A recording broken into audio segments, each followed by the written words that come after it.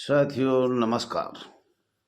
समस्त भारतवर्ष के होमगार्ड जवान, नगर सैनिक जवान, गृह रक्षक जवान, महिला जवान, होमगार्ड जवान सभी को हाथ जोड़ के नमस्कार।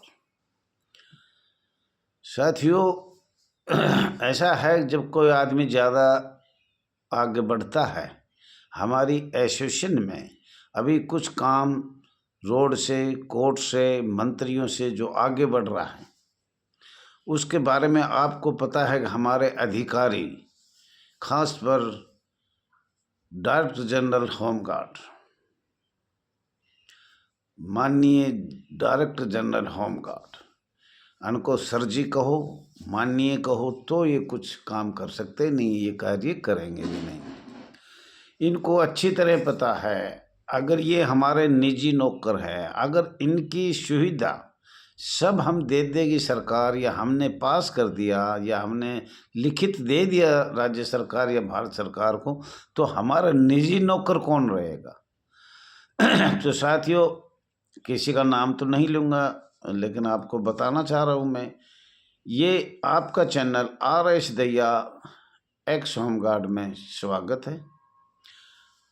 ज़्यादा से ज़्यादा शेयर करना, लाइक करना, कमेंट करना, सब्सक्राइब करना।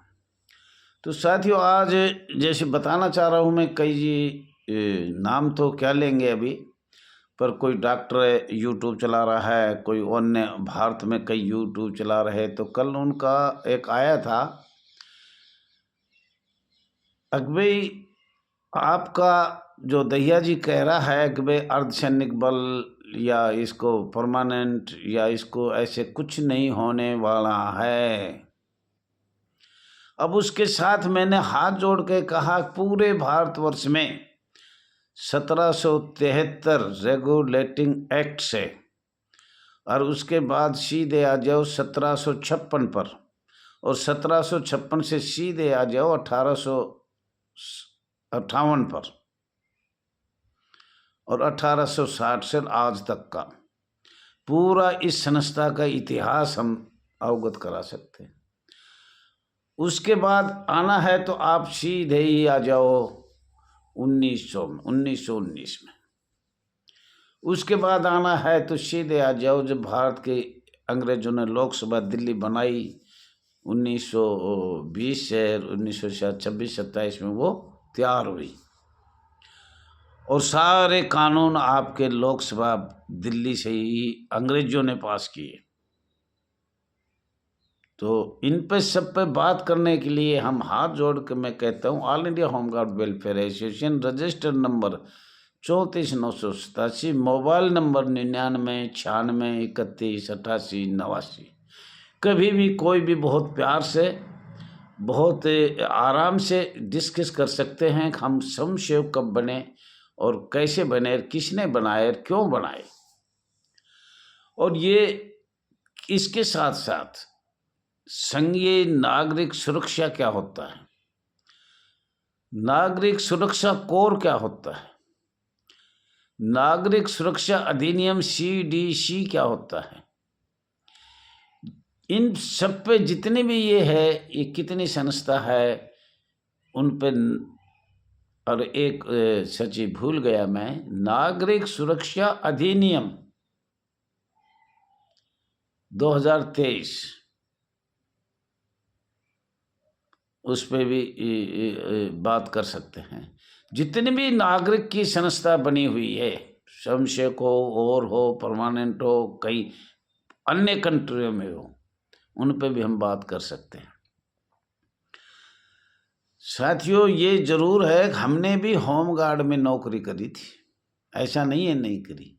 और हम जो मेरी परेशानी थी या सब उस टाइम लोगों की परेशानी थी, वो बहुत एक जटिल थी, कठिन थी। रात दिन नींद नहीं आनी थी, बेचैन रहते थे, आज ड्यूटी मिलेगी कल नहीं मिलेगी, कल कमांडेंट क्या आदेश करेगा, अपने बच्चे पाले या और कोई कार्य करे, या कमांडेंट जिला कमांडेंट को पैसे कितने दे। भ्रष्टाचारी भर्ती पे, करेक्टरहीन पे, जो भी क्या क्या बोलूँ मैं बता भी नहीं सकता, कई बार बता दिया। जितने करेक्टर भ्रष्ट, इसी का अर्थ समझ लेना, जो अधिकारी थे, ऐसा कभी नहीं है। लेकिन अभी कुछ थोड़ा बहुत तो अंतर आया है, ज़्यादा नहीं, 1-2% अंतर आया है, ज़्यादा तो आया नहीं है। अभी भ्रष्टाचारी उतनी ही चल रही है, भर्ती में चल रही है, निकालन पे चल रही है, सेवा मुक्त पे चल रही है। तो उस डॉक्टर को या जो यूट्यूब चला रहे हैं, जो मेरे पास भेज रहे हैं, या वो भेज रहे हैं या मेरे पास भिजवा रहे हैं, तो उनको मैं ये कहना चाह रहा हूँ, हाथ जोड़ के बैठ के बात करिए। हम अपनी मांग रहे हैं, किसी से कुछ उधार नहीं मांग रहे। जो हमारा पद था, किस तरीके से हमें स्वयंसेवक बनाया, और उसमें किसी को तकलीफ भी नहीं होनी चाहिए। ठीक है, आप कह रहे हो कुछ नहीं होने वाला, चलो हमारी मांग अर्धसैनिक बल की है, वो आपको मैंने बार बार बताया है, नहीं मिलेगा। लेकिन ये मांग तो है ना, ABCD, हमें कौन सा दर्जा दिया जाएगा? स्वयंसेवक दर्जा क्या है? हमें कोई दर्जा दिया जाएगा या हम जिंदगी भर स्वयंसेवक रहेंगे? ये माननीय हाई कोर्ट जबलपुर का भी फैसला है, 50 साल तक स्वयंसेवक रख सकते हो, माननीय गृह मंत्री ने भी कहा था। और इसको बदलने में बार बार बदल तो हमें यहाँ ले आए हैं, जबकि 1962 से गवर्नमेंट मान रही है, जब हम 1940 से बता रहे हैं, 1940 से बता रहे हैं, अगली संस्था जब खड़ी हुई थी। लेकिन चलो कोई बात ना साथियों, किसी के कहने से मत करो। हमें सभी सुविधा मिलेगी, EPF फंड मिलेगा, ये अधिकारी ने रोक रखा है, आपको समान कार्य समान वेतन भी मिलेगा, आपने बोनस भी मिलेगा, TADA भी मिलेगा, वर्दी के कपड़ा भी मिलेगा, या नगद पैसे मिलेंगे, आने जाने का किराया भी जो से समाप्त होगा, कट जाएगा। बैंक द्वारा जो पुलिस वालों को कटे, ऐसे हमारा भी कटेगा। हमें एक सरकारी कर्मचारी की सुविधा तो बिल्कुल हम मांग रहे हैं, और भगवान से मांगेंगे या सरकार से मांगेंगे तो पूरा मांगेंगे ना। लेकिन उस डॉक्टर को जो यूट्यूब चला रहे हैं, उनको कहना चाह रहा हूँ, भैया स्वयंसेवक शब्द समाप्त होगा, और सरकारी कर्मचारी की सुविधा पूरी नगर सैनिक, होमगार्ड जवानों को, गृह रक्षक जवानों को प्राप्त होगा। आप जहाँ क्या कर रहे हो, मैं तो कहता हूँ जो हम सशस्त्र हैं, अर्धसैनिक बल हैं, लड़ाई के लिए तैयार हैं, लड़ाई लड़ी है, और उन पे भी बात कर सकता हूँ। 1915, 1939, 1962, हर एक लड़ाई की बात कर सकता हूँ। सशस्त्र को लड़ाई करनी होती है। जब कोई हमें दुश्मन या कोई ऐसा आदमी होगा हमारे ऊपर अटैक करेगा, तो हम क्या सशस्त्र लेके खड़े रहेंगे? हम भी चलाएंगे। तो साथियों, उस डॉक्टर को मैंने भेजा है 1-2 जगह, उसको ये कहना चाहूँ, कृपया आप तो होमगार्ड में नहीं हो, आपको क्या तकलीफ है? अगर हम कोई चीज़ मांग रहे हैं, हम तो सीधी बता दिया आपको, अभी कुछ छिपाया नहीं। नंबर 1, सशस्त्र है, अर्धसैनिक बल का दर्जा दिया जाए। नंबर 2, हमें सरकार की तरफ से सभी सुविधा दिया जाए जो एक सरकारी कर्मचारी को प्राप्त होता है। और नंबर 3, ABCD कोई सा भी दर्जा दिया जाए, स्वयंसेवक हटाकर। इनमें साथियों किसी लोगों को या अधिकारियों को, हमारे होमगार्ड के अधिकारी है, वरिष्ठ अधिकारी है, या माननीय पुलिस के वरिष्ठ अधिकारी है, या ISP IPS अधिकारी है, उनको क्या तकलीफ है? या देखो अन्य, हम शुरू में 2000 नहीं, 1998, 99, 1990 पंजाब से ये चिनगारी उठी थी। जब से आज तक कोई आदमी हमें भाग नहीं लिया। 1998, 99, 2004, 2009, 2014, 2019 और 19 के बाद सोशल मीडिया में डालने लग गए, हर चैनल बनाने लग गए। अब इतने जब इसमें कुछ होने लगा, तो इन्होंने सोचा ये तो भाई अब कामयाब होने वाले हैं, तो सब यूट्यूब खोल लिया। जो होमगार्ड में नहीं है उनने भी यूट्यूब खोल लिया। साथियों, एक बिक्के पाल वकील था, उन्हें चौकम्बा बनाया था, और जब पब्लिक इतनी ज़्यादा आ गई, नई थी, वो अंदर जाने लगा, बात करने के लिए सरकार ने बुलाया, तो पुलिस ने रोक लिया। क्या आप होमगार्ड हो? बोल नहीं, आप बाहर जाइए। बोल वकील है, कोर्ट में जाइए। यहाँ वो बात करेगा जो होमगार्ड में नौकरी किया हो, 3 साल, 5 साल, 8 साल, 9 साल, इसका ये रिकॉर्ड है। कम से कम 3 साल की नौकरी हो, जिसको बॉम्बे एक्ट कहते हैं 1947, रोटेशन इनरोलमेंट भी कहते हैं, तो आपको अंदर बात करने के लिए नहीं जाने दिया जाएगा। तो आज हमारे साथ जिसको कुछ पता भी नहीं है, जो इसका कार्य भी नहीं है, आगे डॉक्टर लगा दिया और कुछ लगा दिया, ऐसे लगाकर बार बार हमारी यूट्यूब पर कहीं से न कहीं से ये समाचार प्राप्त होता है। तो इनसे ये पूछा जाए कि ये इससे पहले जब हम करीब 70-80 साल हो गए गुलाम थे 1945-46 से, और भारत का संविधान 1950 में लागू हो गया था, तो 50 भी लगाया जाए, जब भी हम 77-78 साल हो गए।